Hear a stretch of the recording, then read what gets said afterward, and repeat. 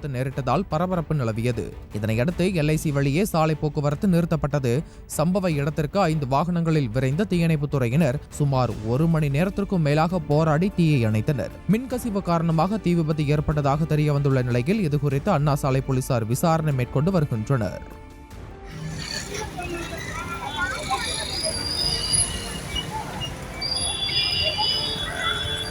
LIC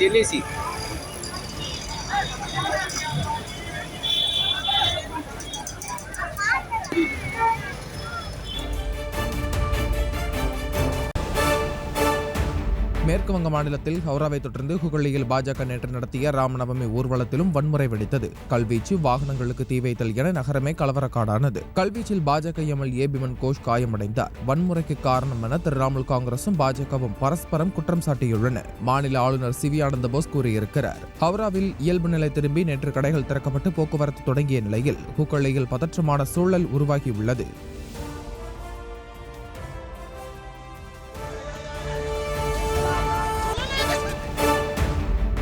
மற்ற நாடுகளின் உள் விவகாரங்களில் கருத்து தெரிவிப்பதை மேற்குலக நாடுகள் வழக்கமாக கொண்டிருப்பதாக மத்திய வெளியுறவுத்துறை அமைச்சர் ஜெய்சங்கர் விமர்சித்திருக்கிறார். பெங்களூருவில் பாஜக ஏற்பாடு செய்திருந்த இளம் வாக்காளர்களுடனான சந்திப்பு கூட்டத்தில் ஜெய்சங்கர் கலந்து கொண்டார். அப்போது ராகுல் காந்தி தகுதி நீக்கம் தொடர்பாக ஜெர்மனி மற்றும் அமெரிக்கா கூறிய கருத்துக்கள் தொடர்பாக குறிப்பிட்ட அமைச்சர் ஜெய்சங்கர் மேற்குலக நாடுகளுக்கு மற்றவர்கள் பற்றி கருத்து தெரிவிக்கும் கெட்ட பழக்கம் இருப்பதாக கூறினார். மேலும் அது அவர்களுக்கு கடவுள் கொடுத்த உரிமை என நினைத்துக் கொண்டு தொடர்ந்து செய்வதாகவும் அவர் குற்றம் சாட்டினார்.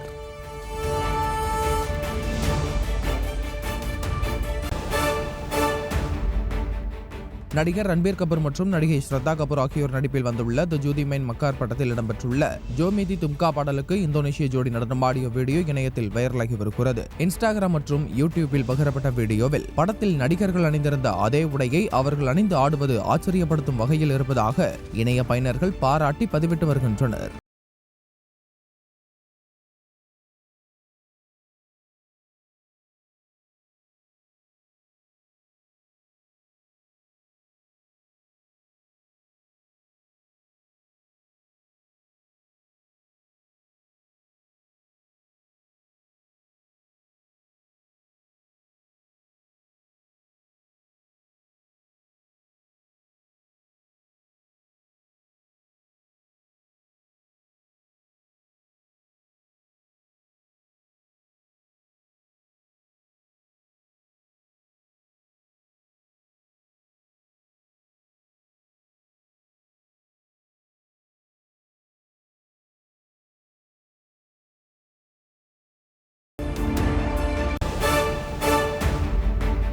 காலிஸ்தான் பிரிவினைவாதிகளிடமிருந்து மிரட்டல் வந்ததை அடுத்து அசாம் முதலமைச்சர் ஹிமந்த பிஸ்வா சர்மாவிற்கு Z+ பாதுகாப்பு வழங்கப்பட்டுள்ளது. பஞ்சாபில் கைது செய்யப்பட்ட அம்ரித்பால் சிங்கின் ஆதரவாளர்களில் 8 பேர் அசாமின் திப்ருகர் சிறையில் அடைக்கப்பட்டுள்ளனர். இந்த நிலையில் காலிஸ்தான் ஆதரவு சீக்கிய குழு ஒன்று அனுப்பிய வீடியோவில் அசாமில் அடைக்கப்பட்டுள்ள காலிஸ்தான் ஆதரவாளர்கள் சித்திரவதை செய்யப்பட்டால் அதற்கான எதிர்விளைவை சந்தித்தே ஆக வேண்டும் என முதலமைச்சர் பிஸ்வாவிற்கு எச்சரிக்கை விடுத்திருந்தது. இது தொடர்பாக UAPA சட்டத்தின் கீழ் வழக்குப்பதிவு செய்யப்பட்டுள்ள நிலையில் முதலமைச்சரின் பாதுகாப்பு ஏற்பாடுகளை மத்திய புலனாய்வு அமைப்புகள் பலப்படுத்தியுள்ளன.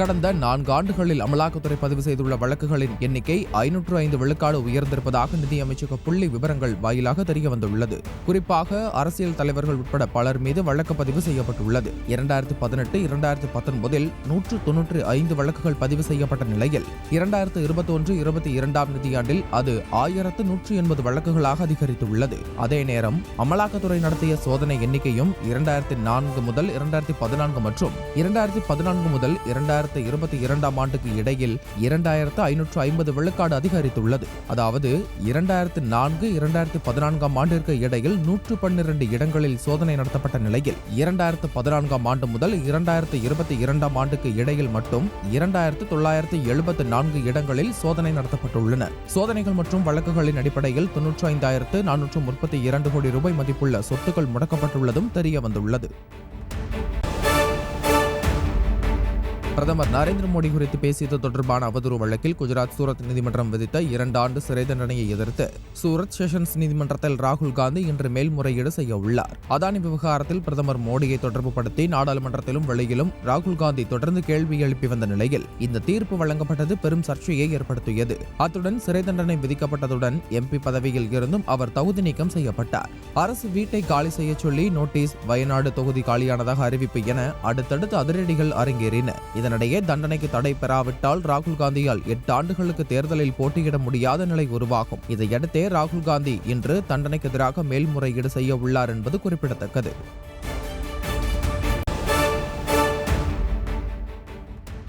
திருமலை திருப்பதி ஏழுமலையான் கோவிலில் வருடாந்திர வசந்தோற்சவம் இன்று தொடங்குகிறது. வரும் 5ஆம் தேதி வரை நடைபெறும் விழாவையொட்டி 3 நாட்களும் தினமும் காலை 7 மணி அளவில் ஸ்ரீதேவி பூதேவி சமேத மலையப்ப சுவாமி கோவிலின் 4 மாட வீதிகளில் உலா வந்து வசந்தோற்சவ மண்டபத்திற்கு கொண்டு செல்லப்படுகிறார்கள். அங்கு பிற்பகல் 2 மணியில் இருந்து மாலை 4 மணி வரை வசந்தோற்சவ அபிஷேகம் நடந்து முடிந்ததும் கோவிலுக்குள் திரும்புவார்கள். வசந்தோற்சவம் நடக்கும் மண்டபத்தை அலங்கரிக்க வெளிநாடுகளில் இருந்து மலர்கள் மற்றும் பழங்கள் வாங்கி வரப்பட்டுள்ளன. விழாவையொட்டி அஷ்டதள பாத பத்மார்த்தன சேவை, கல்யாண உற்சவம், ஊஞ்சல் சேவை, ஆர்ஜித பிரம்மோற்சவம், சகஸ்ர தீபாலங்கர சேவை ஆகியவை இன்று முதல் 5ஆம் தேதி வரை ரத்து செய்யப்பட்டுள்ளது.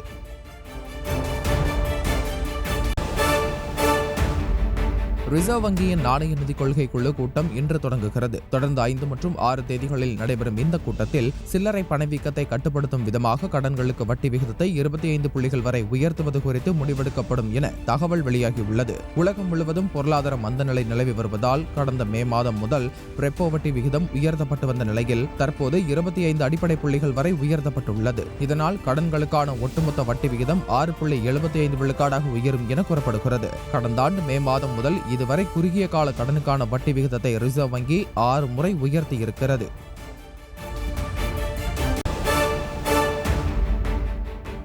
நாட்டு மக்களின் பணத்தை பிட் பாக்கெட் அடிக்க பிரதமர் நரேந்திர மோடி ஒப்பந்தம் செய்திருப்பதாக காங்கிரஸ் தலைவர் மல்லிகார்ஜுன கார்கே குற்றம் சாட்டியுள்ளார். 2 தினங்களுக்கு முன்பு மத்திய பிரதேசம் போபாலில் பேசிய பிரதமர் மோடி தனது நற்பெயருக்கு களங்கம் விளைவிக்க வெளிநாடுகளுடன் சிலர் ஒப்பந்தம் செய்திருப்பதாக ராகுல் காந்தியை மறைமுகமாக சாடியிருந்தார். இந்த நிலையில் அத்தியாவசிய மருந்துகளின் விலை 12% உயர்த்தப்படுவதாக வெளியான தகவலுக்கு மல்லிகார்ஜுன கார்கே கண்டனம் தெரிவித்துள்ளார். இது தொடர்பாக ட்விட்டரில் பதிவிட்டுள்ள அவர், மோடி அவர்களே, நீங்கள் மக்களை ஜேப்படி செய்வதற்கு ஒப்பந்தம் செய்திருக்கிறீர்கள் என பதிலடி கொடுத்திருக்கிறார்.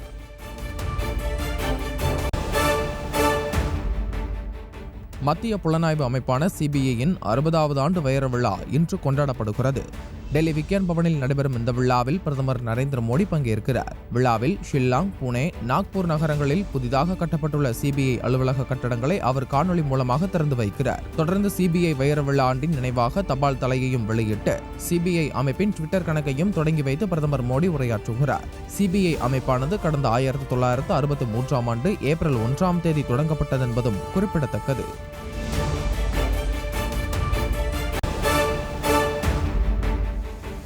விருதுநகர் மாவட்டத்தின் பல்வேறு பகுதிகளில் இடி மின்னலுடன் கனமழை பெய்ததால் விவசாயிகள் மற்றும் பொதுமக்கள் மகிழ்ச்சியடைந்தனர். கடந்த சில தினங்களாகவே வெயில் வாட்டி வதைத்து வந்த நிலையில் திருவில்லிபுத்தூர், கூமாப்பட்டி, மகாராஜபுரம், தம்பிப்பட்டி, தானிப்பாறை, கான்சாபுரம், கோபாலபுரம் உள்ளிட்ட பல்வேறு பகுதிகளில் சுமார் 1 மணி நேரத்திற்கும் மேலாக இடி மின்னலுடன் கனமழை பெய்தது. இதனால் வெப்பம் தணிந்து குளிர்ச்சியான சூழல் நிலவியதால் பொதுமக்கள் மிகுந்த மகிழ்ச்சி அடைந்தனர்.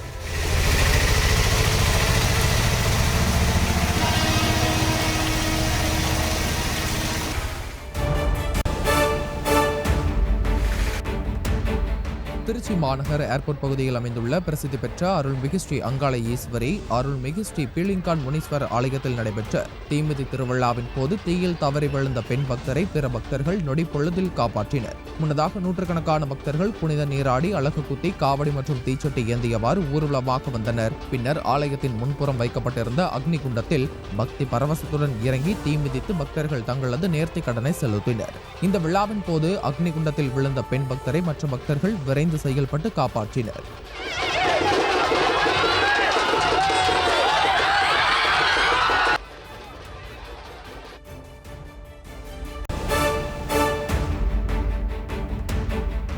காங்கிரஸ் கட்சியின் முன்னாள் தலைவர் ராகுல் காந்தியின் எம்பி பதவி பறிப்பை கண்டித்து நெல்லையில் ரயில் நிலையம் முன்பு தனுஷ்கோடி ஆதித்தத்தின் தலைமையில் நடைபெற்ற போராட்டத்தில் நூற்றுக்கணக்கானோர் பங்கேற்றனர். இளைஞர் காங்கிரஸ் கட்சி சார்பில் நடைபெற்ற இந்த போராட்டத்தில் காங்கிரஸ் கட்சியினர் தீப்பந்தம் ஏந்தி பங்கேற்றனர். இந்த போராட்டத்தின் போது மத்திய அரசை கண்டித்தும் பிரதமரை கண்டித்தும் போராட்டக்காரர்கள் முழக்கங்களை எழுப்பினர்.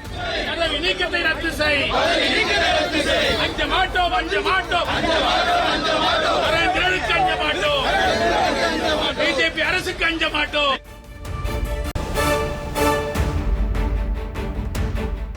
திருவண்ணாமலை அருணாச்சலேஸ்வரர் கோவிலின் பிரம்மதீர்த்த குளத்தில் ஆயிரக்கணக்கான மீன்கள் இறந்து மிதப்பதால் பக்தர்கள் அதிர்ச்சியடைந்தனர். கோவிலில் உள்ள 2 குளங்களிலும் பல ஆண்டு காலமாக மீன்கள் வளர்க்கப்பட்டு வருகின்றன. இந்த நிலையில் வெயிலின் தாக்கம் அதிகரித்திருப்பதால் சிறிய அளவிலான மீன்கள் கூட்டமாக இறந்து மிதந்தன. இதுகுறித்து தகவல் அறிந்த கோவில் நிர்வாக ஊழியர்கள் உடனடியாக இறந்து கிடந்த மீன்களை அள்ளி அப்புறப்படுத்தினர்.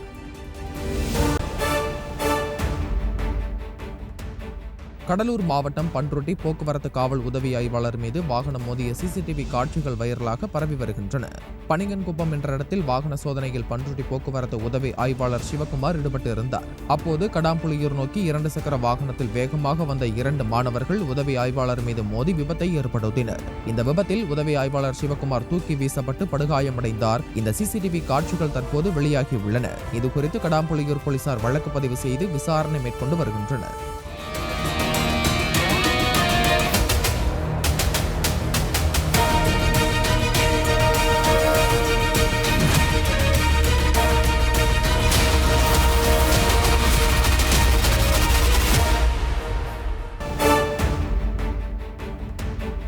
திருச்சி வாசவி வித்யாலய மெட்ரிகுலேஷன் பள்ளி மாணவர்கள் மிக பிரம்மாண்டமாக தேசிய கொடியை வடிவமைத்து உலக சாதனை படைத்துள்ளனர். 75வது சுதந்திர ஆண்டை கொண்டாடும் வகையில் elite world records, Asian records academy, India records academy மற்றும் தமிழன் புக் ஆஃப் ரெக்கார்ட்ஸ் ஆகிய 4 உலக சாதனை நிறுவனங்கள் அங்கீகரிக்கும் உலக சாதனை நிகழ்வு நடைபெற்றது. அதில் பள்ளி மாணவ மாணவிகள், ஆசிரியர்கள் மற்றும் பெற்றோர்கள் என 2552 பேர் ஒன்றாக இணைந்து இந்திய தேசிய கொடியின் காவி, வெள்ளை, பச்சை மற்றும் நீல வர்ணங்களில் ஆரிகாமி காகித இதயங்களை செய்து ஒட்டி வைத்து 337 சதுர மீட்டர் அளவிற்கு இந்திய தேசிய கொடியை மிக பிரம்மாண்டமான அளவில் வடிவமைத்தார்கள். இதன் மூலமாக உலகின் மிகப்பெரிய தேசிய கொடி என்ற உலக சாதனையை இந்த நிகழ்ச்சி படைத்துள்ளது. இந்த நிகழ்ச்சி 4 உலக சாதனை புத்தகங்களிலும் இடம்பெற்றுள்ளது.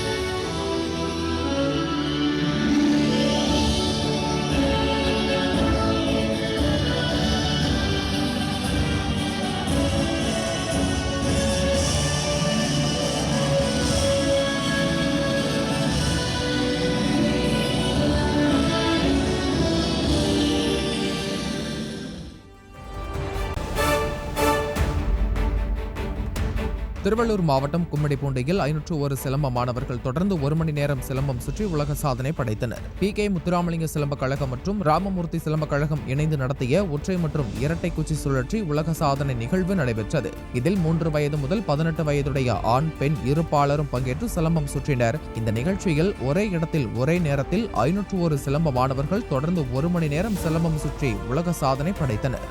இந்த சாதனை நோபல் புத்தகத்தில் இடம் பிடித்துள்ளது. இந்த நிகழ்வு 2023ஆம் ஆண்டிற்கான சிறந்த உலக சாதனை நிகழ்வு என்பதும் இதில் பொன்னேரி, கவரப்பேட்டை, ஆரம்பாக்கம் உள்ளிட்ட பல பகுதிகளைச் சேர்ந்த அரசு பள்ளி மாணவர்கள் சாதனை புரிந்துள்ளனர் என்பதும் குறிப்பிடத்தக்கது.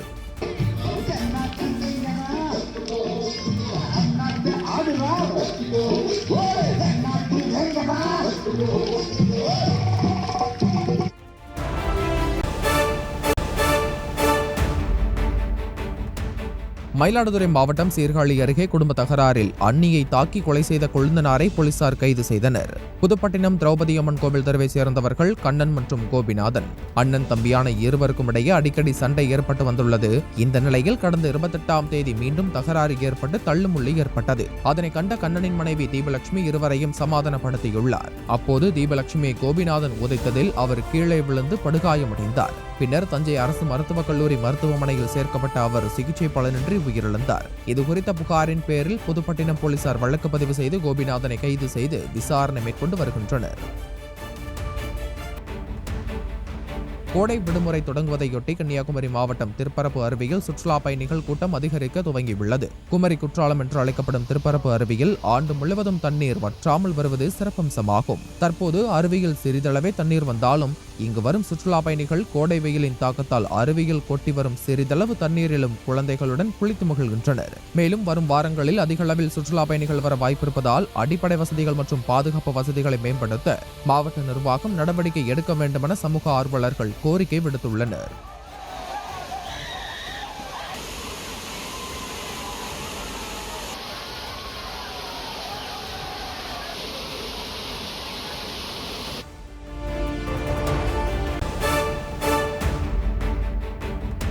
கடலூர் மாவட்டம் சிதம்பரம் அருகே உள்ள பிச்சாவரம் சுற்றுலா மையத்தில் விடுமுறை தினத்தை முன்னிட்டு ஏராளமான சுற்றுலா பயணிகள் குவிந்தனர். தமிழகத்தின் பல்வேறு மாவட்டங்களில் இருந்தும் வெளி மாநிலங்களில் இருந்தும் ஏராளமான சுற்றுலா பயணிகள் பிச்சாவரத்தில் படகு சவாரி செய்ய வருவதை வழக்கமாக கொண்டுள்ளனர். விடுமுறை தினமான நேற்று வந்த பயணிகள் படகு சவாரி செய்வதற்கு நீண்ட வரிசையில் காத்திருந்து டோக்கன் வாங்கிய பிறகு துடுப்பு படகு மற்றும் மோட்டார் படகு மூலமாக அலையாத்தி காடுகளுக்கிடையே படகு சவாரி செய்து மகிழ்ச்சியடைந்தனர். அப்போது அங்குள்ள அலையாத்தி காடுகளின் அழகை அவர்கள் படகில் சென்றே கண்டுகளித்தனர். குஜராத் மாநிலத்தில் 2002ஆம் ஆண்டு இஸ்லாமிய பெண்கள் 17 பேர் பாலியல் வன்கொடுமைக்குள்ளாகி கொலை செய்யப்பட்ட வழக்கில் குற்றம் சாட்டப்பட்ட 26 பேரையும் ஹலோல் கூடுதல் செஷன்ஸ் நீதிமன்றம் விடுதலை செய்துள்ளது. தற்போதைய பிரதமர் நரேந்திர மோடி 2002இல் முதலமைச்சராக இருந்தபோது கோத்ராவில் நடந்த ரயில் எரிப்பு சம்பவத்தை தொடர்ந்து மாநிலத்தின் பல்வேறு இடங்களில் கலவரங்கள் நடந்தன. இது தொடர்பாக பல்வேறு வழக்குகள் நடைபெற்று வருகின்றன. அதில் 17 இஸ்லாமிய பெண்கள் கூட்டாக பாலியல் வன்கொடுமைக்குள்ளாகி கொலை செய்யப்பட்ட வழக்கும் ஒன்று. இதில் மொத்தம் 39 பேர் மீது குற்றம் சாட்டப்பட்ட நிலையில் விசாரணையின் போதே 13 பேர் இறந்துவிட்டனர். இந்த நிலையில் வழக்கை விசாரித்த கூடுதல் செஷன்ஸ் நீதிமன்ற நீதிபதி லீலாபாய் சுதாசமா குற்றம் நிரூபிக்கப்பட்டதால் 26 பேரையும் விடுதலை செய்து தீர்ப்பளித்துள்ளார். மும்பையில் இருசக்கர வாகனத்தில் 2 பெண்களை அமர வைத்து இளைஞர் ஒருவர் சாகசத்தில் ஈடுபட்டார். முன்சக்கரத்தை தூக்கி அவர் வீலிங் செய்த வீடியோ இணையத்தில் வைரலானது. இதனையடுத்து விசாரணையில் இறங்கிய போலீசார் சாகசம் செய்த ஃபயாஸ் காதிரி என்ற இளைஞரை கைது செய்தனர்.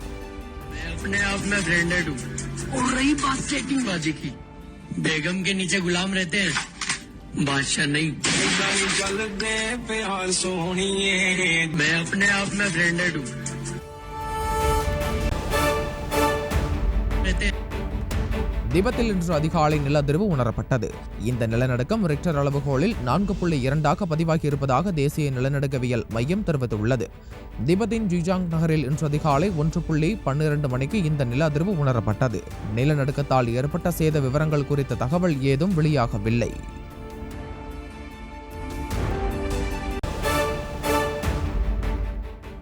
திருச்சி மாவட்டம் சமயபுரம் சுற்றுவட்டார பகுதிகளில் போலி பத்திரம் தயாரித்த அரசு அதிகாரிகளின் உதவியோடு 100 கோடி ரூபாய் மதிப்புள்ள சொத்துக்களை ஏமாற்றிய இளையராஜா என்பவர் கைது செய்யப்பட்டுள்ளார்.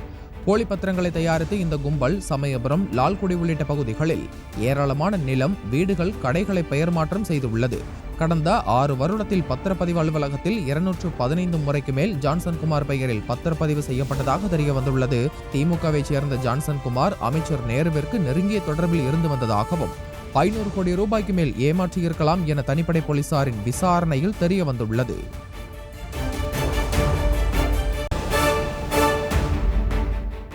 புதுச்சேரியில் இருசக்கர வாகனத்தை திருடிய இருவரை சிசிடிவி காட்சிகளின் அடிப்படையில் போலீசார் கைது செய்து சிறையில் அடைத்துள்ளனர். செங்கல்பட்டைச் சேர்ந்த உமாபதி என்பவரின் இருசக்கர வாகனம் கடந்த 27ஆம் தேதி புதுச்சேரி பேருந்து நிலையம் அருகே காணாமல் போனது. இதுகுறித்து உருளையான்பேட்டை காவல் நிலையத்தில் உமாபதி புகார் அளித்தார். புகாரின் பேரில் போலீசார் வழக்கு பதிவு செய்து அங்கு பொருத்தப்பட்டிருந்த சிசிடிவி கேமரா காட்சிகளை ஆய்வு செய்தனர். அதில் 2 பேர் வாகனத்தை திருடியது பதிவாகியுள்ளது. இந்த காட்சிகளின் அடிப்படையில் போலீசார் நடத்திய விசாரணையில் மரக்காணத்தைச் சேர்ந்த ஆனந்த் மற்றும் அவரது கூட்டாளி அருண் ஆகியோர் இருசக்கர வாகனத்தை திருடியது தெரியவந்தது. இதனையடுத்து திண்டிவனத்தில் பதுங்கியிருந்த அவர்களை கைது செய்து வாகனத்தை போலீசார் பறிமுதல் செய்தனர். பின்னர் இருவரையும் நீதிபதி வீட்டில் ஆஜர்படுத்தி காலாப்பட்டு மத்திய சிறையில் அடைத்தனர்.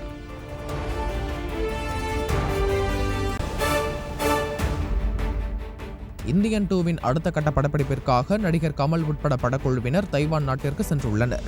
இந்த படத்தின் படப்பிடிப்பு தொடங்கியதை அடுத்து இயக்குநர் சங்கர் வீடியோவாக வெளியிட்டுள்ளார். தைவானை தொடர்ந்து தென்னாப்பிரிக்காவிலும் படப்பிடிப்பை நடத்த இருப்பதாக தகவல் வெளியாகியுள்ளது. தைவான் மற்றும் தென்னாப்பிரிக்காவில் 20 நாட்கள் படப்பிடிப்பை நடத்த திட்டமிடப்பட்டிருப்பதாகவும் கூறப்படுகிறது.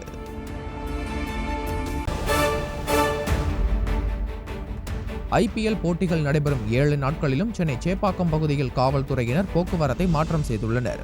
போட்டிகள் நடைபெறும் இன்று மற்றும் 12, 21, மே 10 மற்றும் 14 ஆகிய நாட்களில் மாலை 5 மணி முதல் இரவு 11 மணி வரையிலும், ஏப்ரல் 30 மற்றும் மே 6 ஆகிய நாட்களில் பிற்பகல் 1 மணி முதல் இரவு 8 மணி வரையிலும் MA சிதம்பரம் மைதானத்தை ஒட்டி அமைந்துள்ள சாலைகளில் போக்குவரத்து மாற்றங்கள் மேற்கொள்ளப்பட்டுள்ளன. குறிப்பாக வாலஜா சாலையில் வாகனங்கள் செல்ல அனுமதி இல்லை என போக்குவரத்து போலீசார் தெரிவித்துள்ளனர்.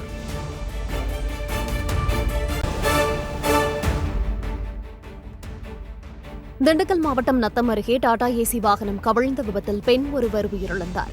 வேம்பார்பட்டியைச் சேர்ந்த சின்னக்கண்ணு தனது அக்கா மகன் பாண்டியனுடன் டாடா ஏசி வாகனத்தில் துவரங்குறிச்சி சென்றுவிட்டு நத்தம் திரும்பிக் கொண்டிருந்தார். குமரப்பட்டி புதூர் பகுதியில் வந்து கொண்டிருந்த போது கட்டுப்பாட்டை இழந்த வாகனம் சாலையின் இடதுபுறமாக கவிழ்ந்து விபத்துக்குள்ளானது. இதில் சின்னக்கண்ணு தலையில் பலத்த காயமடைந்து சம்பவ இடத்திலேயே உயிரிழந்தார். திருச்சி மாவட்டத்தில் பல்வேறு பகுதிகளிலும் பரவலாக மழை பெய்ததால் குளிர்ச்சியான சூழல் நிலவி வருகிறது. ஸ்ரீரங்கம், திருவானைக்காவல், சத்திரம் பேருந்து நிலையம், மத்திய பேருந்து நிலையம் உள்ளிட்ட பகுதிகளிலும் மழை கொட்டியது. புறநகர் பகுதிகளான சமயபுரம், லால்குடி, துறையூர், மணப்பாறை, திருவெரும்பூர் உள்ளிட்ட பல்வேறு பகுதிகளிலும் பரவலாக சுமார் 1 மணி நேரத்திற்கும் மேலாக கனமழை பெய்தது. காலை முதல் கோடை வெயில் வாட்டி வதைத்து வந்த நிலையில் பெய்த திடீர் மழையால் குளிர்ந்த காற்று வீசுகிறது. இதனால் பொதுமக்கள் மகிழ்ச்சி அடைந்துள்ளனர்.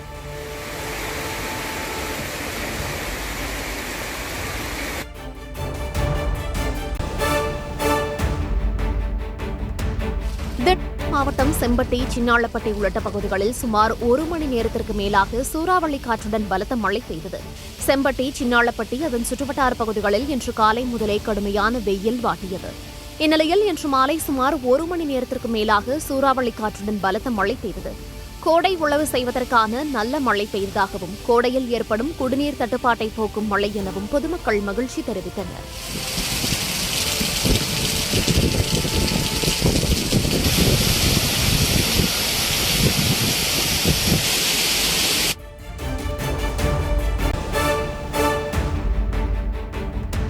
சிவகங்கையில் உள்ள அரசு குழந்தைகள் காப்பகத்திலிருந்து தப்பி ஓடிய 16 வயதுடைய 2 சிறுமிகளை போலீசார் தேடி வருகின்றனர். சிவகங்கை ஆயுதப்படை குடியிருப்பு பகுதியில் உள்ள குழந்தைகள் காப்பகத்தில் காரைக்குடி மற்றும் தேவக்கோட்டையிலிருந்து வீட்டை விட்டு வெளியேறிய 2 சிறுமிகள் கண்டறியப்பட்டு நீதிமன்ற உத்தரவின் பேரில் தங்க வைக்கப்பட்டிருந்தனர். இந்த நிலையில் அந்த 2 சிறுமிகளும் பாத்ரூம் ஜன்னல் கதவை உடைத்துவிட்டு தப்பிச் சென்றனர். இதுகுறித்து காப்பக பொறுப்பாளர் ஜெயா அளித்த புகாரின் அடிப்படையில் காணாமல் போன சிறுமிகளை போலீசார் தேடி வருகின்றனர்.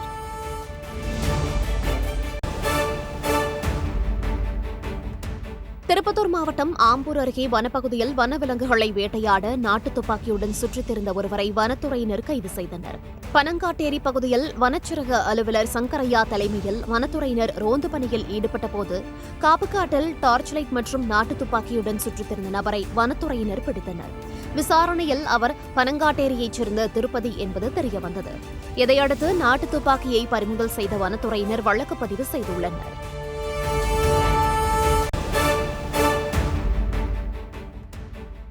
அமெரிக்க ஆபாச நடிகையான ஸ்டார்மி டேனியல்ஸ் உடனான தமது உறவுகளை பற்றி வாய் திறக்காமல் இருப்பதாக முன்னாள் அதிபர் டொனால்டு டிரம்புக்கு $130,000 பணம் கொடுத்த விவகாரம் தொடர்பான வழக்கு நாளை விசாரணைக்கு வருகிறது. இந்த வழக்கில் நேரில் ஆஜராவதற்காக நியூயார்க் நகருக்கு டிரம்ப் இன்று பயணம் செய்கிறார். ஆபாச நடிகைக்கு பணம் கொடுக்கப்பட்ட விவகாரத்தில் தம்மீது சட்டப்படி எந்த தவறும் இல்லை என்று டிரம்ப் தெரிவித்துள்ளார். இருப்பினும் அவரது தொழில் தொடர்பான பதிவுகளில் இந்த தொகை பற்றி குறிப்பிடாமல் டொனால்டு டிரம்ப் சட்டத்தை ஏமாற்றியதாகவும், அதனால் அவர் மீது சுமத்தப்பட்டுள்ள குற்றச்சாட்டுகள் அவருக்கு எதிராக அமையும் என்றும் ஒரு தரப்பினர் தெரிவிக்கின்றனர்.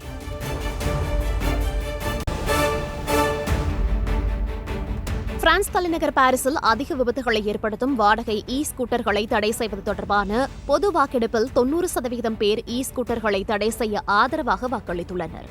பிரான்ஸ் உள்ளிட்ட ஐரோப்பிய நாடுகளில் பயன்படுத்தப்படும் ஒரு வகை ஸ்கூட்டர்களினால் அதிக எண்ணிக்கையில் விபத்துகள் ஏற்படுகின்றன. இதனால் இந்த வகை ஸ்கூட்டர்களை தடை செய்ய வேண்டும் என பொதுமக்கள் கோரி வருகின்றனர். இந்நிலையில் இது தொடர்பாக நேற்று ஒரு பொது வாக்கெடுப்பு நடைபெற்றது. இந்த வாக்கெடுப்பில் பங்கேற்ற பொதுமக்களில் 90% பேர் ஸ்கூட்டர்களை தடை செய்ய ஆதரவாக வாக்களித்ததாக தகவல்கள் தெரிவிக்கின்றன.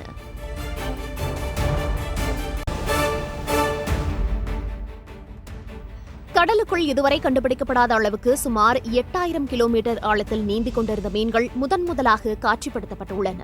ஆழ்கடலுக்குள் புதைந்து கிடக்கும் அதிசயங்கள் இன்னும் முழுமையாக கண்டுபிடிக்கப்படவில்லை என்ற நிலையில் ஜப்பான் நாட்டுக்கு அருகே 8336 மீட்டர் ஆழத்தில் நீந்திக் கொண்டிருந்த மீன்கள் ஆய்வாளர்களை ஆச்சரியத்தில் மூழ்கடித்துள்ளன. தண்ணீரின் ஆழத்திற்குள் பயணம் செய்யும் போது அழுத்தம் அதிகரித்துக் கொண்டே இருக்கும் என்பதால் ஆழ்கடலில் சிறிய ரக மீன்களை காண்பது அரிதான ஒன்றாகவே பார்க்கப்படுகிறது. இந்நிலையில் கடலின் மிக ஆழத்துக்கு அனுப்பி வைக்கப்பட்ட எலக்ட்ரானிக் கேமராவில் சில மீன்கள் தென்பட்டது. கடல் ஆராய்ச்சியாளர்களை ஆச்சரியத்தில் இது ஆழ்த்தியுள்ளது. இதுவரை கண்டுபிடிக்கப்பட்ட மீன்களில் இந்த மீன்கள்தான் மிகவும் ஆழத்தில் இருந்த மீன்கள் என ஆராய்ச்சியாளர்கள் தெரிவித்துள்ளனர்.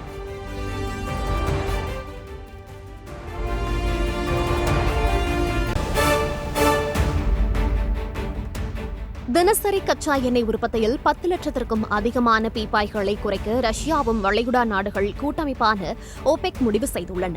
கச்சா எண்ணெய் உற்பத்தியில் முதல் இடத்தில் உள்ள சவுதி அரேபியா தினசரி கச்சா எண்ணெய் உற்பத்தியை 5 லட்சம் பீப்பாய்களாக குறைக்க உள்ளது. ஈரான் 2,11,000 பீப்பாய்களாகவும், குவைத் 1,28,000 பீப்பாயாகவும், ஓமன் 40,000 பீப்பாயாகவும், ஐக்கிய அரபு அமீரகம் 1,44,000 பீப்பாயாகவும் குறைக்க உள்ளன. இதன் மூலம் ஒட்டுமொத்தமாக வளைகுடாவில் இருந்து பெறப்படும் தினசரி கச்சா எண்ணெய் உற்பத்தி 10,23,000 பீப்பாயாக குறைய உள்ளது. இதனிடையே ரஷ்யாவும் 5 லட்சம் பீப்பாய்களை குறைக்க உள்ளதாக அறிவித்துள்ளது.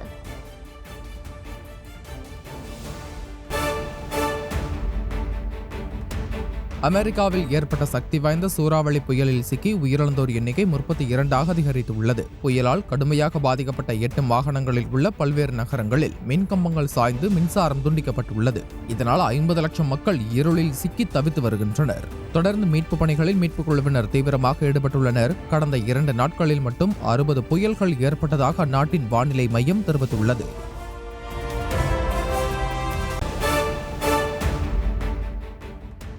பெங்களூருவில் நடைபெற்ற ஐபிஎல் போட்டிகளில் 8 விக்கெட்டுகள் வித்தியாசத்தில் பெங்களூரு அணி மும்பை அணியை வென்றது. இந்த போட்டியில் டாஸ் வென்ற பெங்களூரு அணி ஃபீல்டிங்கை தேர்வு செய்தது. அதன்படி முதலில் ஆடிய மும்பை இந்தியன்ஸ் அணி நிர்ணயிக்கப்பட்ட 20 ஓவரில் 7 விக்கெட் இழப்பிற்கு 171 ரன்களை எடுத்தது. இதனையடுத்து 172 ரன்கள் எடுத்தால் வெற்றி என்ற இலக்குடன் ராயல் சேலஞ்சர்ஸ் பெங்களூரு அணி களமிறங்கியது. தொடக்க ஆட்டக்காரர்களான விராட் கோலி, டூப்ளசிஸ் ஜோடி அதிரடியாக விளையாடியதில் பந்துகள் சிக்சர்ஸ், பவுண்டரிகளாக பறந்தன. முதல் விக்கெட்டுக்கு விராட் கோலி, டூப்ளசிஸ் ஜோடி 148 ரன்களை குவித்தது. இறுதியில் பெங்களூரு அணி 172 ரன்களை எடுத்து அபார வெற்றி பெற்றது.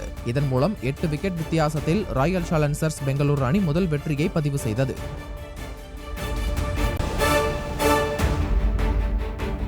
Chennai super kings, Lucknow super giants அணிகள் மோதும் 6வது லீக் போட்டி சென்னை சேப்பாக்கம் மைதானத்தில் உள்ள எம்.ஏ. சிதம்பரம் மைதானத்தில் இன்று நடைபெறவுள்ளது. இதனையடுத்து சென்னை வீரர்கள் தீவிர பயிற்சியில் ஈடுபட்டு வருகின்றனர்.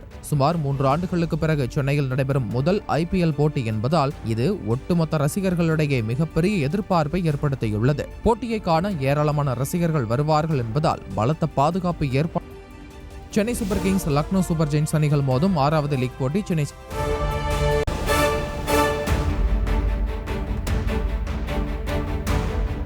அமெரிக்காவின் மியாமி நகரில் நடைபெற்ற ஆடவர் ஒற்றையர் இறுதிப் போட்டியில் உலக தரவரிசையில் 4வது இடத்தில் உள்ள ரஷ்யாவின் மெத்வதேவ் இத்தாலியின் ஜானிக் சின்னரை எதிர்கொண்டார். தொடக்கம் முதலே தனது அபார சர்வீஸ்கள் மூலமாக சின்னரை திணறடித்த மெத்வதேவ் 7-5, 6-3 என்ற நேர்செட் கணக்கில் வெற்றி பெற்று முதல் முறையாக மியாமி ஓபன் சாம்பியன் பட்டத்தை கைப்பற்றினார். நடப்பாண்டில் அவர் வெல்லும் 4வது பட்டம் இதுவாகும்.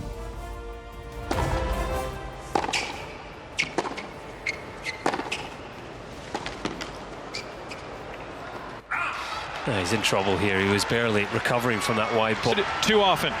And he present to you the 2023 men's singles champion, Daniil Medvedev. Instagram மூலம் ஆன்லைன் ட்ரேடிங்கில் பணத்தை இழந்த கல்லூரி மாணவி மன உளைச்சலால் தற்கொலை செய்து கொண்ட சம்பவம் சோகத்தை ஏற்படுத்தியுள்ளது. சென்னை ஏழுகிணறு பகுதியைச் சேர்ந்த மகாலட்சுமி என்ற மாணவி கல்லூரியில் 2ஆம் ஆண்டு படித்து வந்தார். தனது தாய்க்கு உதவுவதாக நினைத்து இன்ஸ்டாகிராம் மூலம் செய்யப்பட்ட விளம்பரத்தை நம்பி அவர் ஆன்லைன் ட்ரேடிங் செய்யும் முயற்சியில் ஈடுபட்டுள்ளார். இதில் 30,000 ரூபாயை இழந்த மகாலட்சுமி வீட்டில் தூக்கிட்டு தற்கொலை செய்து கொண்டார். தகவல் அறிந்து சென்ற போலீசார் உடலை கைப்பற்றி ஸ்டான்லி அரசு மருத்துவமனைக்கு அனுப்பி வைத்தனர். மேலும் மாணவியின் தற்கொலைக்கு ஆன்லைன் ட்ரேடிங்கில் பணத்தை இழந்ததுதான் காரணமா அல்லது வேறு காரணம் உள்ளதா என்ற கோணத்தில் போலீசார் விசாரணை நடத்தி வருகின்றனர்.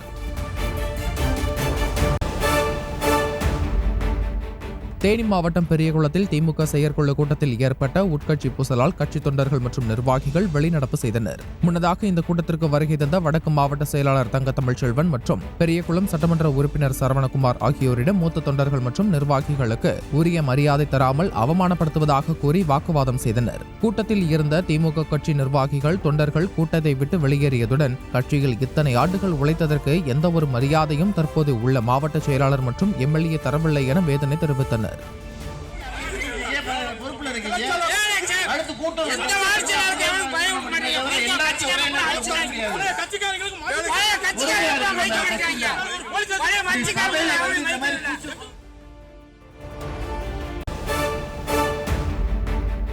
கரூர் மாவட்டம் ஈசநத்தத்தில் இருசக்கர வாகனம் மீது தனியார் பேருந்து மோதிய விபத்தில் பள்ளி மாணவர் சம்பவ இடத்திலேயே பரிதாபமாக உயிரிழந்தார். திண்டுக்கல்லைச் சேர்ந்த நவீன்குமார் என்ற மாணவர் கரூர் மாவட்டம் ஈசநத்தத்தில் உள்ள அரசு பள்ளியில் 9ஆம் வகுப்பு படித்து வந்தார். இவர் தனது அக்கா பிரியாவுடன் இருசக்கர வாகனத்தில் சென்றுள்ளார். ஈசநத்தம் வீரகுமார் திருமண மண்டபம் அருகே சென்ற போது எதிரே வந்த தனியார் பேருந்து மோதி விபத்துக்குள்ளானதில் நவீன்குமார் சம்பவ இடத்திலேயே உயிரிழந்தார்.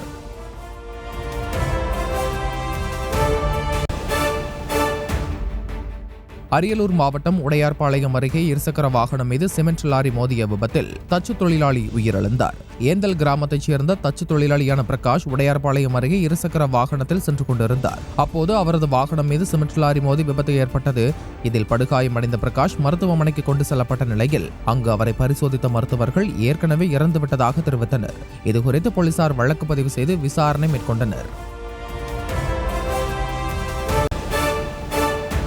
திருவண்ணாமலை மாவட்டம் கீழ்பெண்ணாத்தூரில் மனைவி பிரிந்து சென்ற துக்கத்தில் மனநலம் பாதிக்கப்பட்ட கணவன் தூக்கிட்டு தற்கொலை செய்து கொண்ட சம்பவம் பெரும் சோகத்தை ஏற்படுத்தியுள்ளது. சென்னையை சேர்ந்த கூலி தொழிலாளி வெங்கடேசன் தனது மனைவி பங்கஜவள்ளியுடன் சிறுகொத்தான் பகுதியில் வாடகை வீட்டில் குடியேறினார். குடிப்பழக்கம் மற்றும் மனநிலை பாதிக்கப்பட்டதால் கணவன் மனைவி இருவருக்கும் அடிக்கடி தகராறு ஏற்பட்டு வந்த நிலையில் பங்கஜவள்ளி தனது மகள் வீட்டிற்கு சென்றிருக்கிறார். மனைவி பிரிந்து சென்றதால் மன உளைச்சலுக்கு ஆளான வெங்கடேசன் வீட்டில் தூக்கிட்டு தற்கொலை செய்து கொண்டுள்ளார். இதுகுறித்து தகவல் அறிந்து சென்ற போலீசார் உடலை கைப்பற்றி மருத்துவமனைக்கு அனுப்பி வைத்து விசாரணை மேற்கொண்டனர்.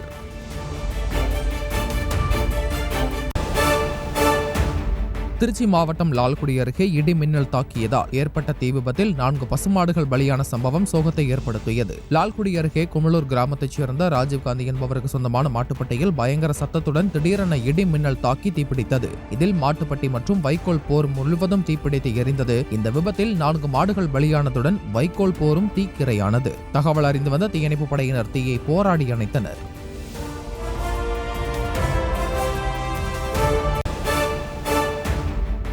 புதுச்சேரியில் ஒருவரை கொலை செய்ய திட்டம் தீட்டி கத்தியுடன் பதுங்கியிருந்த 2 சிறுவர்கள் உட்பட 3 பேர் கைது செய்யப்பட்டனர். திடீரென நகர்ப்பகுதியில் நேற்றிரவு கத்தி உள்ளிட்ட ஆயுதங்களுடன் சிலர் இருப்பதாக போலீசாருக்கு ரகசிய தகவல் கிடைத்திருக்கிறது. இதனையடுத்து சம்பவ இடத்திற்கு சென்ற போலீசார் பதுங்கியிருந்த 5 பேரை பிடிக்க முயன்றபோது 3 மட்டுமே சிக்கிய நிலையில் 2 பேர் தப்பியோடிவிட்டனர். பிடிபட்ட 3 பேரிடம் போலீசார் நடத்திய விசாரணையில் சிறுவனின் தந்தை ஸ்ரீதருக்கும் பொன்னுச்சாமி என்பவருக்கும் அடிக்கடி தகராறு ஏற்பட்ட நிலையில் சிறுவன் அவனது நண்பர்களுடன் சேர்ந்து பொன்னுச்சாமியை கொலை செய்ய திட்டம் தீட்டியது தெரியவந்தது. மேலும் கைதான மணிமாறன் உள்ளிட்ட 3 பேரிடமிருந்து 5 கத்திகள் 3 செல்போன்கள் பறிமுதல் செய்யப்பட்டன. தப்பியோடிய 2 போலீசார் தீவிரமாக தேடி வருகின்றனர். கிருஷ்ணகிரி மாவட்டம் பழையப்பேட்டையில் அனைத்து சமுதாய மக்களும் கலந்து கொண்ட இஃப்தார் நோன்பு திறக்கும் நிகழ்ச்சி நடைபெற்றது. இஸ்லாமியர்களின் முக்கிய பண்டிகையான ரமலானையொட்டி இஃப்தார் நோன்பு கடைபிடிக்கப்படுகிறது. அதன்படி தமிழ்நாடு முஸ்லிம் முன்னேற்ற கழகம் மற்றும் மனிதநேய மக்கள் கட்சி சார்பில் அனைத்து மதத்தினரும் கலந்து கொள்ளும் இஃப்தார் நோன்பு திறக்கும் நிகழ்ச்சி நடைபெற்றது. இதில் சாதி மத வேறுபாடின்றி அனைவரும் கலந்து கொண்டு நிகழ்ச்சியை சிறப்பித்தனர். கன்னியாகுமரி அருகே சட்டவிரோதமாக மது விற்பனையில் ஈடுபட்ட 2 பேரை போலீசார் கைது செய்தனர். கொல்லங்கோடு பகுதியில் சட்டவிரோதமாக மது விற்பனை செய்யப்படுவதாக போலீசாருக்கு ரகசிய தகவல் கிடைத்தது. அதன் பேரில் போலீசார் தீவிர சோதனையில் ஈடுபட்டனர். அப்போது அலி அக்பர், சவிக் ஆகியோர் மதுக்கடை திறப்பதற்கு முன்பாகவே மது விற்பனை செய்து வந்தது தெரியவந்தது. இதனையடுத்து அவர்களிடமிருந்த 100 மது பாட்டில்களை பறிமுதல் செய்த போலீசார் 2 பேரையும் கைது செய்து சிறையில் அடைத்தனர்.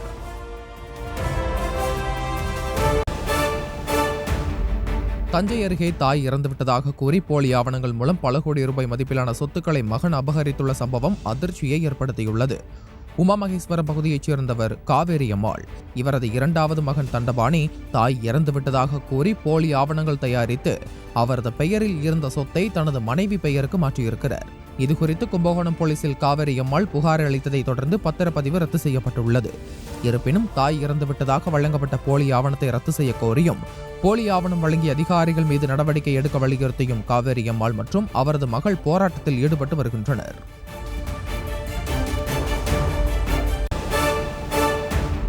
காங்கிரஸ் கட்சி சார்பில் நடைபெற்ற இஃப்தார் நோன்பு திறக்கும் நிகழ்ச்சியில் நலத்திட்ட உதவிகளை வாங்க பொதுமக்கள் முண்டியடித்ததால் கூட்ட நெரிசல் ஏற்பட்டது.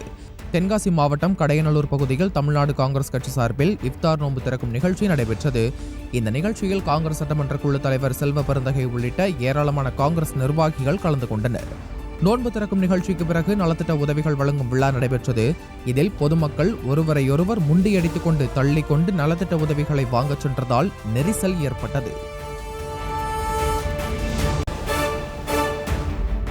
கரூர் மாவட்ட சதுரங்க கழகம் சார்பாக நடைபெற்ற மாவட்ட அளவிலான சதுரங்க போட்டியில் 300க்கும் மேற்பட்டோர் பங்கேற்றுள்ளனர். சேலம் புறவள்ளி சாலை பகுதியில் தனியார் பள்ளி வளாகத்தில் அரசு மற்றும் அரசு உதவி பெறும் பள்ளி, தனியார் பள்ளிகளுக்கான மாவட்ட அளவிலான சதுரங்க போட்டி நடைபெற்றது. ஒவ்வொரு பிரிவிலும் வெற்றி பெறுபவர்களுக்கு பரிசு கோப்பைகள் மற்றும் போட்டியில் பங்கேற்ற அனைவருக்கும் சான்றிதழ்கள் வழங்கப்பட்டு பாராட்டுகள் தெரிவிக்கப்பட்டது. இந்த போட்டியில் முதல் 2 இடத்தை பிடித்த மாணவர்கள் மாநில அளவிலான போட்டிக்கு தகுதி பெற்றுள்ளனர்.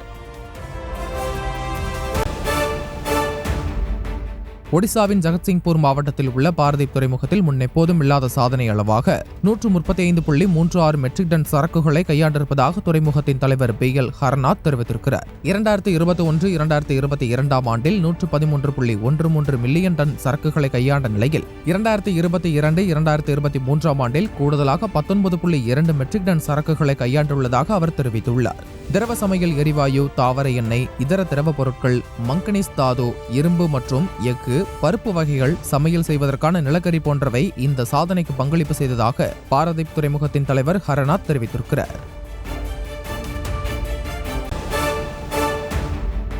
தென்மேற்கு பசிபிக்கில் அமைந்துள்ள தீவு நாடான பப்புவா நியூகினியாவில் இன்று சக்தி வாய்ந்த நில அதிர்வு ஏற்பட்டது. இது ரிக்டர் அளவில் 7.0 பதிவாகி இருப்பதாக புவியியல் ஆய்வு மையம் தெரிவித்துள்ளது.